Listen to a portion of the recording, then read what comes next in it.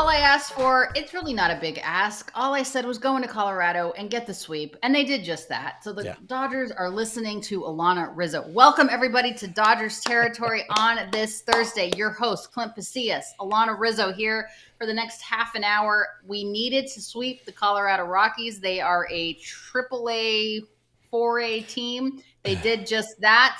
Clint, good to be with you. Don't forget, you guys, rate us 5 stars. Please. Subscribe, all of the things. We have merchandise. We have Dodgers Territory merchandise. It's not this one, but we have Dodgers Territory merch. Go to DodgersTerritoryShop.com or click the store button right here on YouTube and support the show in style.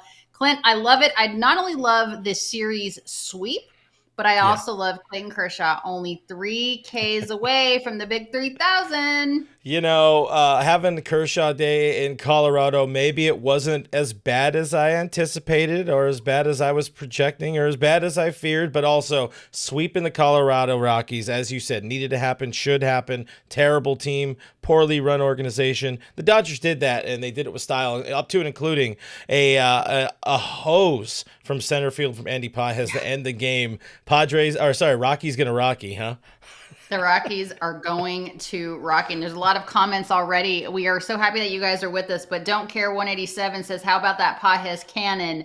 How about that Pasillas cannon? I mean, it's been pretty impressive as far as what Andy Pasillas has been able to do defensively. I love it. I love the fact that he has stepped up defensively. He's been unbelievable at the plate. Good for him.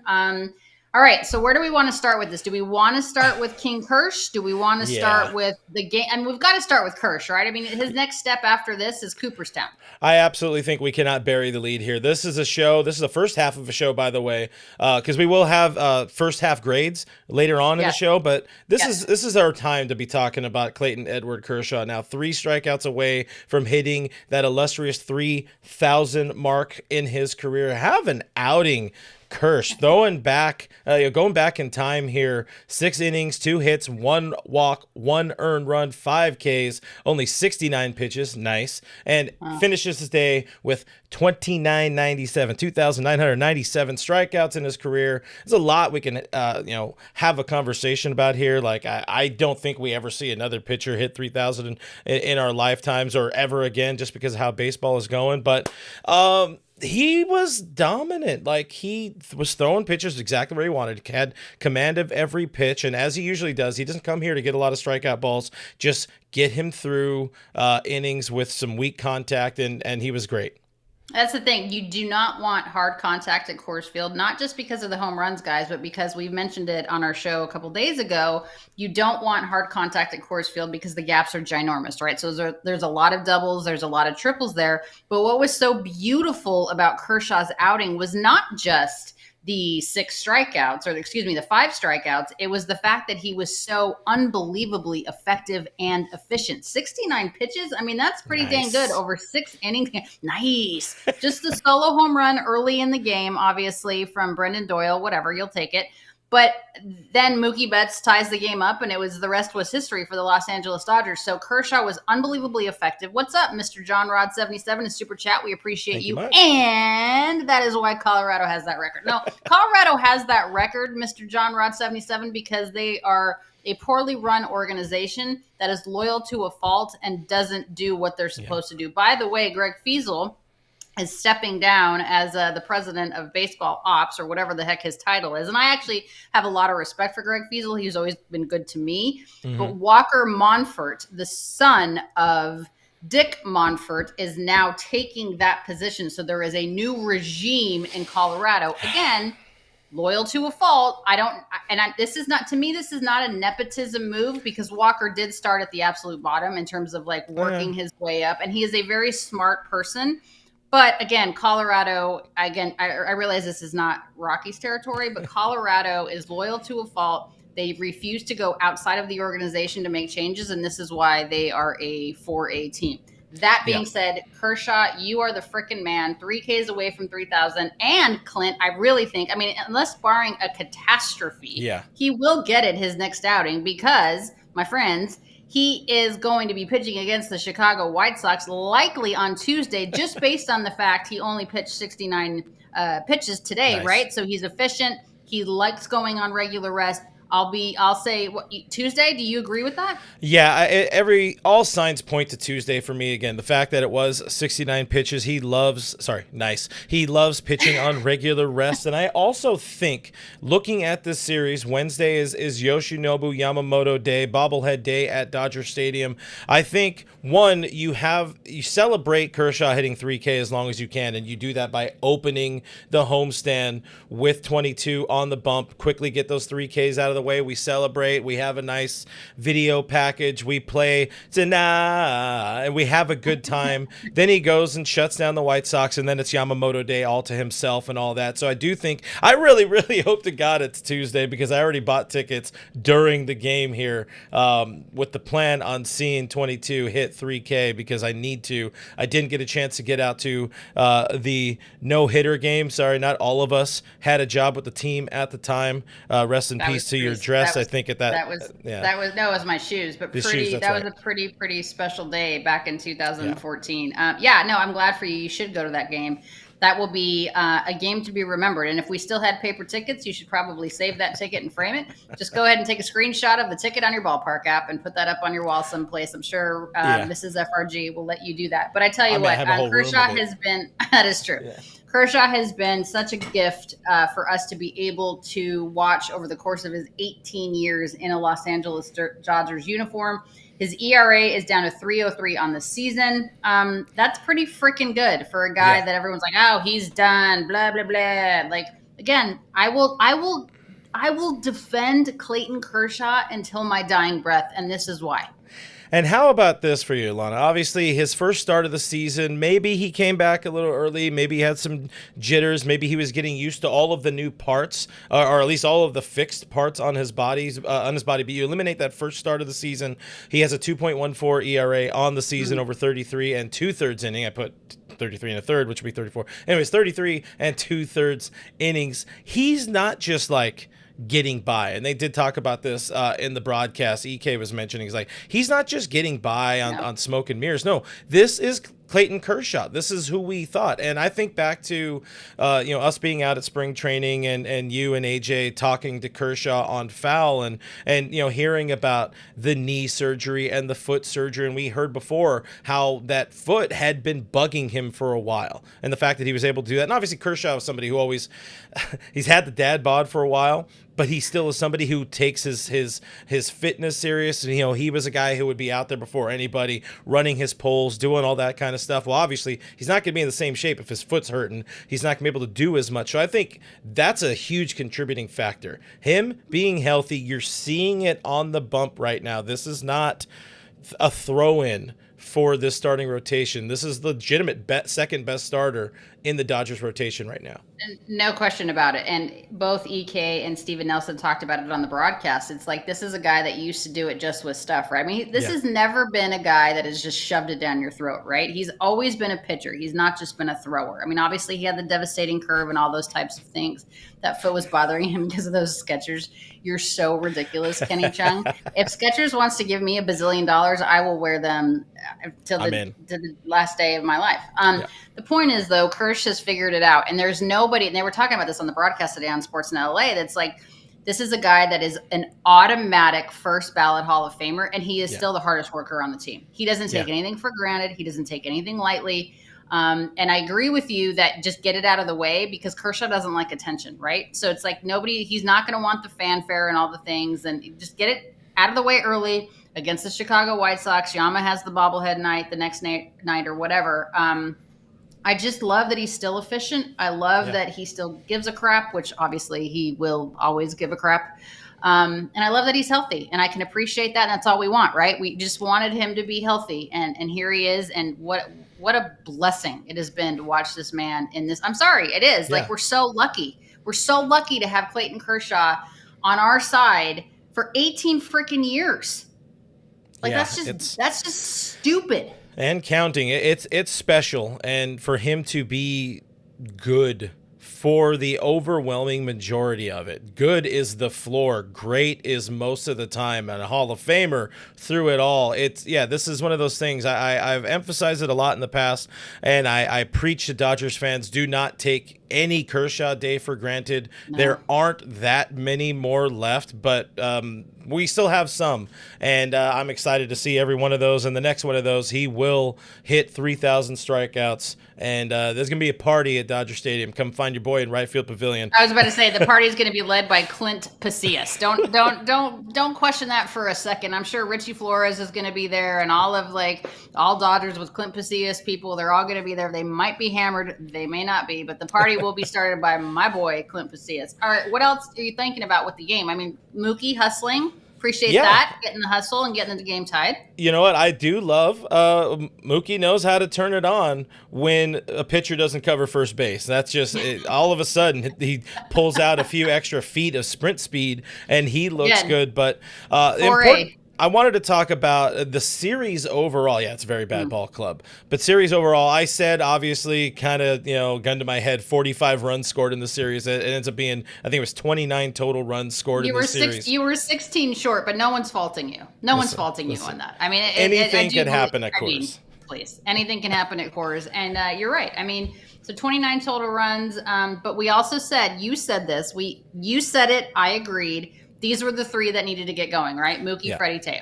Yeah, and 2 for 3. 2 for 3. Freddie, I think we talked about it on my All Dodgers show last night, myself and my co-host Jeff Snyder. We talked about we think Freddie's pretty close. You saw something nice with an RBI single in the whatever inning it was. I think 6th inning, which the Dodgers loved scoring in the 6th inning.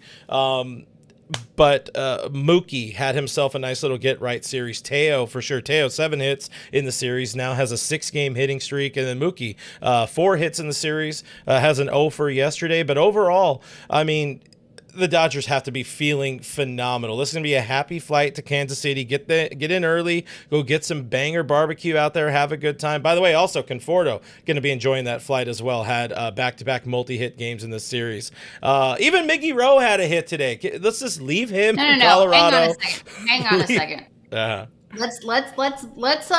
Let's give him flowers for a second, because Miggy Rowe, and I put this out on the on X. Yeah. Okay. Earlier when I was watching the ball game, Miguel Rojas is in baseball years. Okay, 117 years old in baseball years, and Miguel Rojas started such a beautiful double play at third base.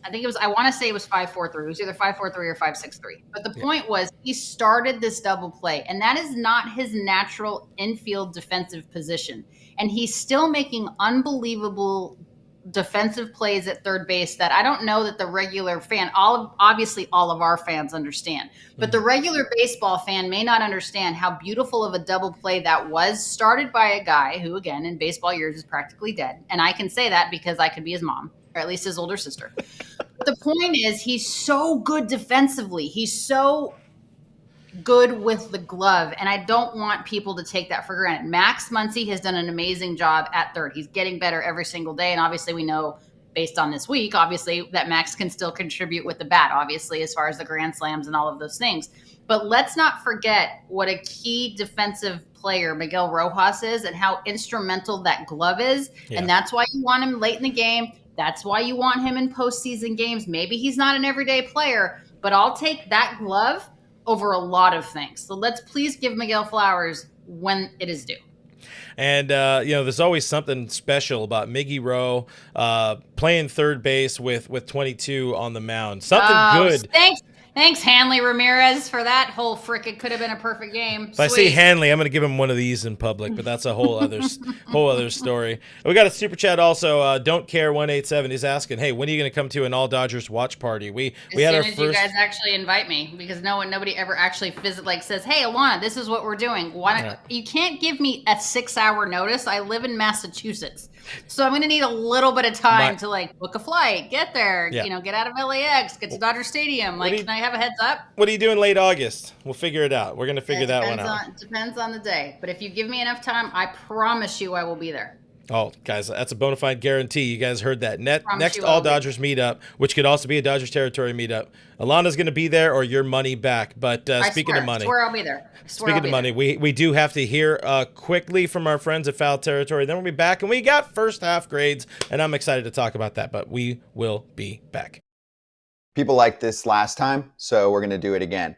Read one of the fantastic, unique, creative recipes, dishes on HelloFresh. Creamy Alfredo truffle cavatappi pasta? Cavatappi, maybe? But I'll just go with the Indian-inspired chicken paired with turmeric rice. That sounds awesome. Everything about this is delicious, fresh, comes in a little bag, and I like to cook, so I like to chop up the ingredients. I like to throw stuff in the pan, mix it up. It makes me feel like I'm doing something, Scott, and they always come out amazing. Yes, you can be a star at home with America's #1 meal kit. Make your summer enjoyable and delicious by signing up for HelloFresh at HelloFresh.com/FT10FM and get 10 free meals with a free item for life. That's HelloFresh.com/FT10FM for 10 free meals and a free item in every box. 1 per box with an active subscription. Free meals are applied as a discount on the first box. New subscribers only. Varies by plan.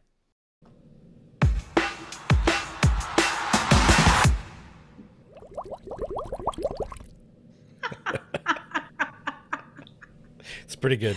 That's it is really good. And I don't know if we've actually used that front end before, but I appreciate how much that makes me laugh. All right, it is the not my problem segment. Yes. And Chris and Clint does such an amazing job, like putting this entire show together. Like let's be real here. Like Clint does the majority of the work. I just like show up, but.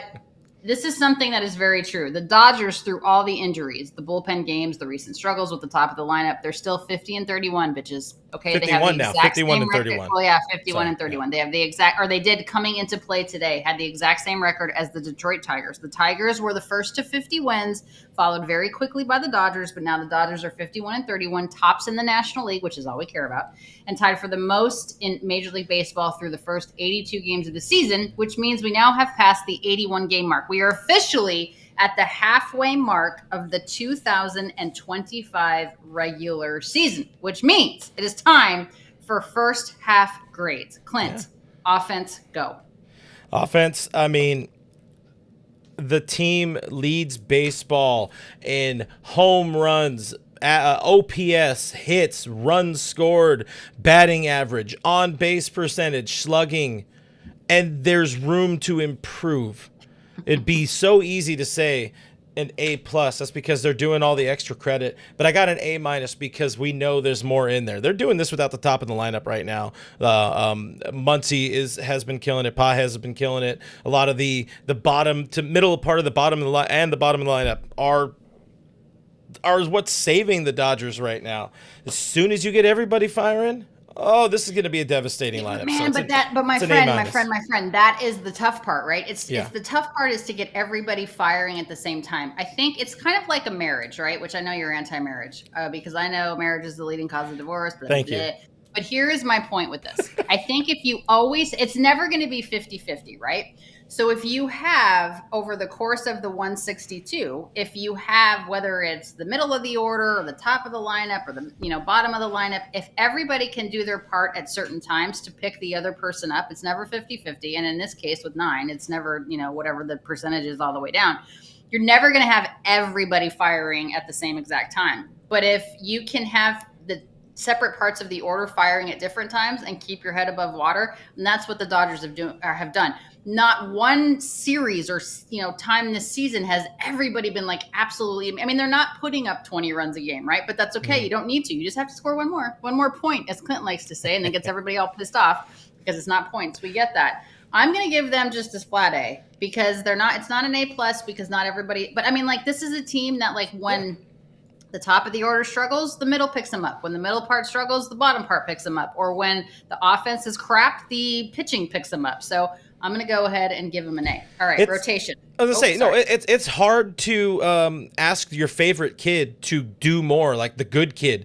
No, it's always the oldest that has to do it all. It's like the oldest can get straight A's, and then they get an A-, and the parents are like, what's wrong with you? Yeah. And then you have the middle kid or the young kid that always gets D's, and then that asshole gets a C, and they're like, woo! Woo! Exactly. There it is. Perfect. It's just like C's get degrees, baby, but pitching. Let's go rotation first. I do want to split up rotation and bullpen, and both of them have been perfectly mediocre, bad-ish. It's been a problem, yet somehow like they keep winning ball games. The Dodgers keep having, I think they lead baseball and come from behind victories with like 40 of their wins or something like that, 40 of their 50 some odd wins being of the comeback variety. That said, pitching, I have a C minus. Really maybe should even go D, but for the rotation it's a C minus. Overall pitching is a 4.23 ERA in the season, 23rd best in baseball. Starting pitching is 4.21 ERA, which is 20th best in baseball, and that is a lot of room for improvement. So I don't even know if that is a C. C minus is for me is what I got on rotation. Yeah, I don't even know how to grade this, but this is what I will say, though. It is very difficult when $102 million is on the IL. Like, I don't know what type of grade to give these guys, but I will say this. Justin Yama says rotation D, bullpen C minus. I mean, the rotation, because they're decimated. This is not supposed to be the rotation that the Dodgers have, right? Yeah. Like, it's not supposed to be this. It's supposed to be Blake Snell and Tyler Glasnow and Yoshinobu Yamamoto, Clayton Kershaw, Roki Sasaki, Dustin May. This is not the rotation. So I'm going to give the results probably a C, but the effort and figuring it out, you're going to get a B plus from me, because this is not, I tend to grade higher on the curve, apparently. I'm always rah, but honestly, think about what this team has been through. The fact that they're still 51-31 and they lead the league, lead the National League in terms of wins, and they're tied for the best record in all of baseball with the Tigers, depending upon what the Tigers do today. I don't even know if the Tigers play today. That's not the point. But honestly, with the amount of injuries, I'm going to be fine. And the same thing, which is our next topic, Clint, is the bullpen. Yeah. Same thing. Evan Phillips, gone. Blake Trinan, gone. Kirby Yates was gone. Tanner Scott's been he's better now, but Alex Vesey has not been the same. Anthony Bond has not been the same. Evan Phillips I'm going to go for the year. Yeah, I said that. Evan Phillips gone. So it's again, it's very difficult to bitch about a team that's in first place, but we're so used to being so good that it's why are we not 1-6? Why are we, what's 51-31? That would be 82. Why are we not 82-0? Same thing. Effort, B plus. Bullpen, I'm gonna give you a C. Yeah, bullpen has been a little bit better. I think there's been a little bit more consistency there.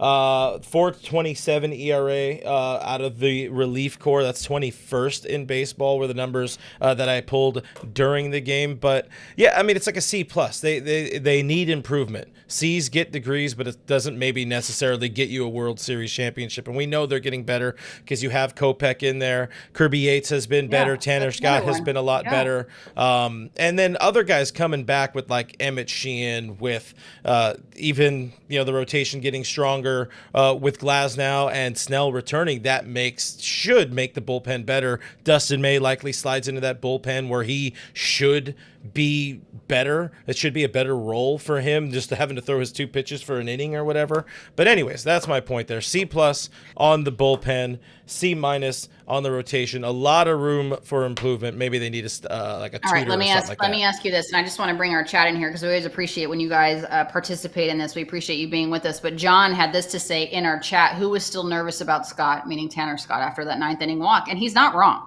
He's not wrong to bring that up, because you and I were talking about that. I was like, okay, here comes in TS, and not Taylor Swift, by the way. It's Tanner Scott.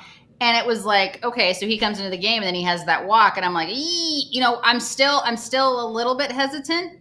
And again, it's going to take some time of some consistent, even if you get traffic on the bases, shutting it down for that idea or that feeling to change. He got it done today, and that's fine. But John has a good point. There's nobody really that comes out of the bullpen right now, no disrespect to any of them, but no one's oh my God, it's old school Kenley Jansen, or oh my God, it's Mariano, or oh my God, it's Josh Hader back in the day, or Edwin Diaz before he blew out his leg in the celebration at the World Baseball Classic. It's not there's nobody in our bullpen that you're 100% game over. Eric Gagne, game over. We don't have that. Give me prime steroid Gagne anytime. That was legitimate game over. With all due respect, listen, it was running rampant. Respectfully, as Clint Pasillas likes to say. He's been on my old show before. I love the dude. That was a fun time for Dodgers baseball. But yeah, no, I fully agree with all of that. That's all I got. I fully agree. No. Okay. How about Dave? All right, you got Dave. Some Dave Roberts thoughts? I mean, here's the thing. Tread cautiously. No. Like I can be, yeah, I get it, right? I know. But we're in first place. And I was thinking about this when we had our discussion in our production meeting earlier, as I was going through the rundown. It's like, name a game that you're like, what the hell is he doing? I can't think of a game so far this season, or really an inning or a situation that you're like really questioning a move. Like, yeah, A, I don't know what else to give you. Like A minus. Like, is there anything that was like super egregious that like really sticks out? Like, what is he doing? It's an A+ for me, and this is not me being a homer, and it's not because he's been on our show a few times and he remembered my name the next day after we talked to him, had wine with him, all that. By the way, guys, if you guys did miss our interview with Dave Roberts at the end of spring training, go check that out, because that's where the only ones to get it. Exclusive, baby. But that's where you'll understand some of the decisions. I could understand people being like, oh yeah, Dave, he punted that game, there's a reason. And he also in that interview explains what his decisions to punt are, and usually it's the right call. Yeah, it sucks to see a punt during a postseason run or during a World Series, but there are times where you need to play for the next game when you do have that ability to do that in the postseason. But considering all of the injuries, we've talked about it ad nauseum in the pitching grades here. This is he didn't have any of the starters that he was anticipating. The bullpen has been a constant revolving door, and he's finding ways to put guys in lanes to be successful. Despite what the numbers say, ERA wise, the Dodgers are still the best team in baseball. Yeah, they do it with a lot of run production, but that's Dave. That's Dave, and that's obviously the front office. He's the guy. They're the guys bringing in the revolving door of arms and all this kind of stuff. But when I see Dave once again commanding a clubhouse, everybody is marching to the beat of the same drum. I love it. See, that's exactly. You look at how smart you are now. God, you're so smart. You're like just now since the last 3 years of doing this show with you. So here's the deal: people do not understand that there is so much more to a managerial responsibility and a managerial job description than just like putting in a lineup or running guys out there or pitching changes or pinch hitters or whatever it is, defensive switches. I mean, I know we don't have that much anymore because pitchers don't hit. But the point is, you have to do so much more as a manager than just what folks think of as the X's and O's, which I realize is a football term. Bear with me. Stay with me. Dave has an unbelievable ability to manage all 26 different personalities on the roster, and even more than that when the 40-man comes up, right? Mm-hmm. So you have to understand that not everyone's motivated the same way. Not everyone can be led the same way. And Dave knows how to do that. Plus, he understands all of the other things that go in terms of what his responsibilities as a manager in the community and all of those things. He knows what he is doing. And I will never, are there mistakes made? Sure. But I one time, listen, I'm an expert at this because I one time tried to manage a game on a video game and I was so lost.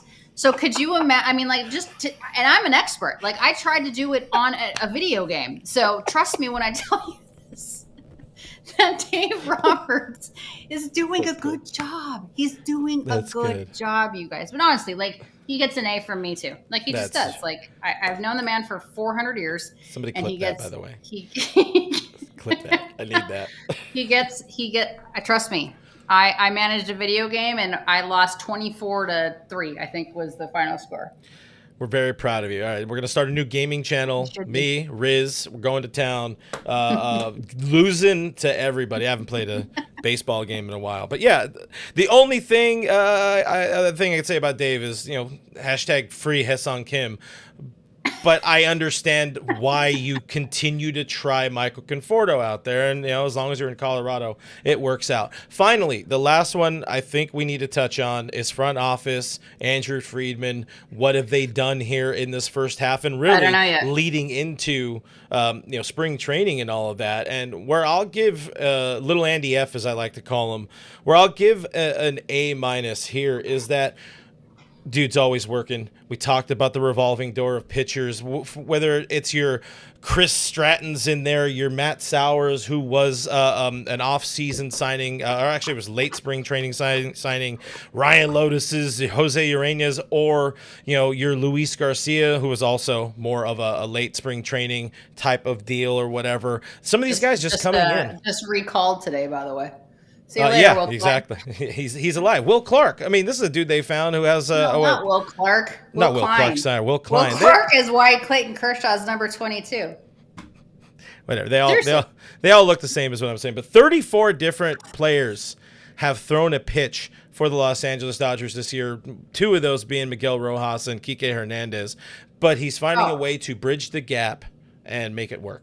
Okay, a couple of things with this conversation as to going back to Dave. He now gets an A- for letting Kike Hernandez pitch all the time and warm up in the bullpen, even though Dave did not know that Kike went to the bullpen. Did not know that Kike went to the bullpen. Okay, that was all Kike. So Dave now gets an A-. The front office, I'm going to reserve my. I need your WKRP headphones because my IFB sucks. I'm telling you.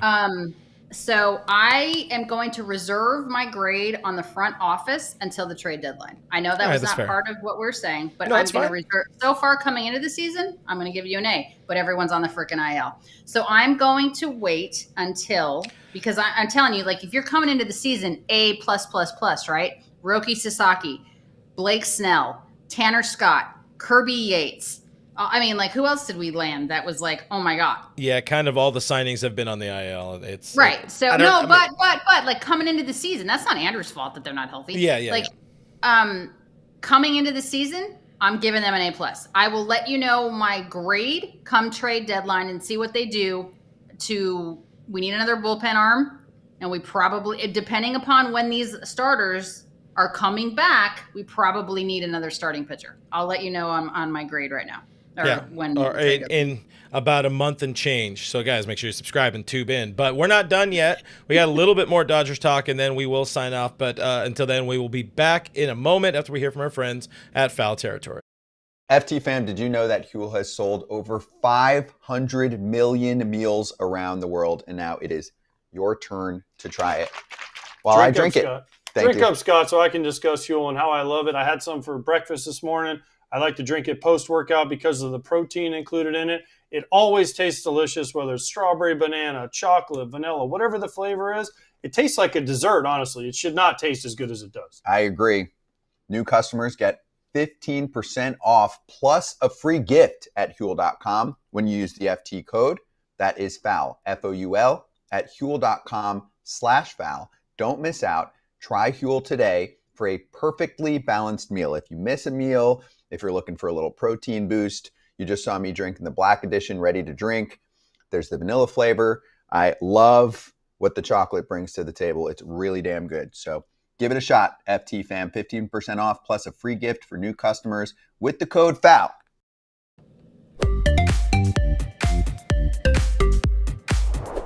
I know they just had pups at the park at Dodger Stadium, and it used to be one of my favorite days when I was privileged enough to be there for those. Maybe you guys can help me get Handsome a home. This is a pupper that was on the euthanasia list just because there was no more space in the shelter. He's a 3-year-old pity mix. He is so, so sweet. He's unbelievably kind with all other dogs. He's unbelievable with kids. He's so, so great. He's going to go to the vet on Monday just to get an overall wellness check, make sure he's up to date on all his vaccinations. He's already neutered. He's a sweetheart. We would like a forever home for this sweet boy.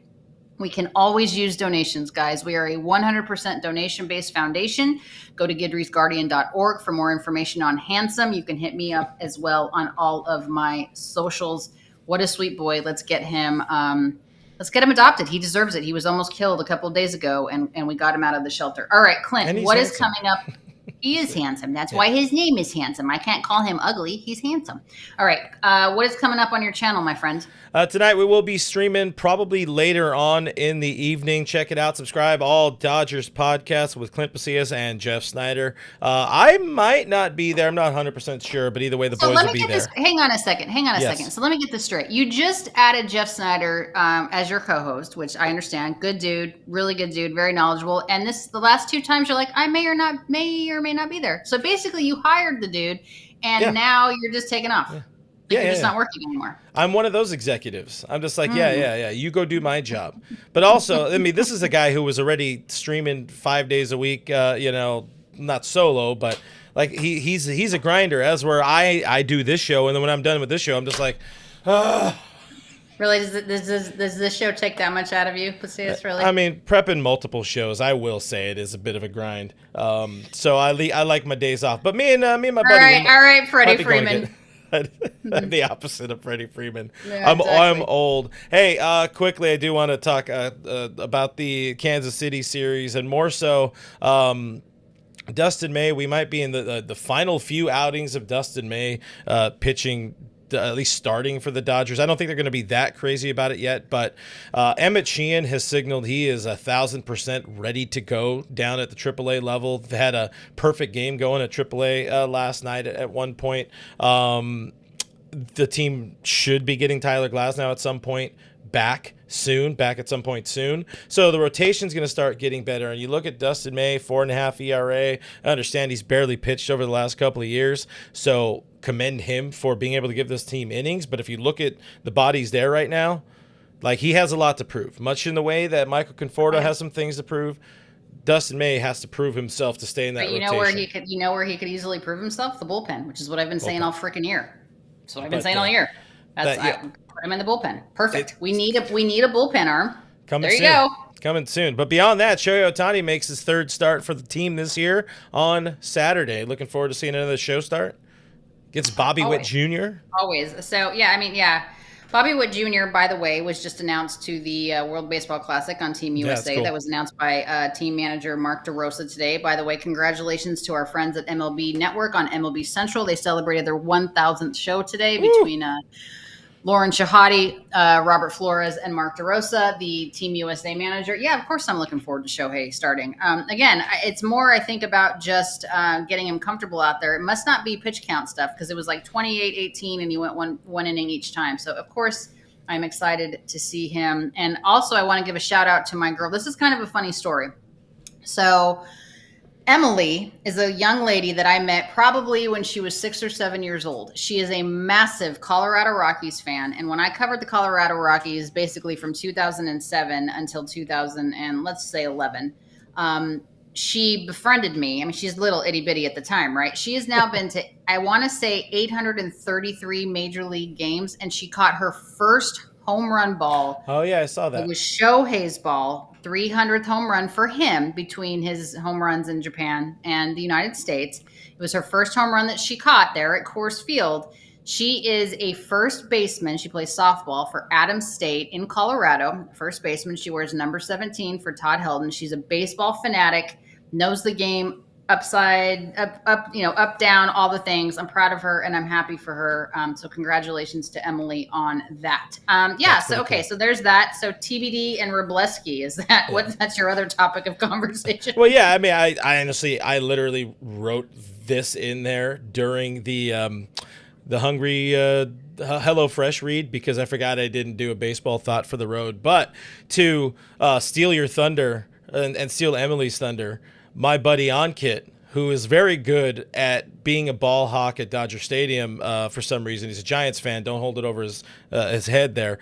But he caught Shohei's 250th homer and got a signed bat from Shohei, 2 signed baseballs, and some other swag for giving it back to him. But I'm proud of him for giving Shohei back the ball. That's cool. That's very funny that you say that. So, like on X, Emily had put out there that she caught Shohei's 300th home run ball, and there was a Dodger fan that was like, "Hey, are you interested in selling it?" And I wrote Emily immediately. I said, "Do not sell that ball unless it's to Shohei." Yeah. And I was like, because she's young, right? She's probably 18, 19 years old. She needs a little cheddar. Yeah, but wait for Shohei to give you the cheddar. Don't wait That's for fair.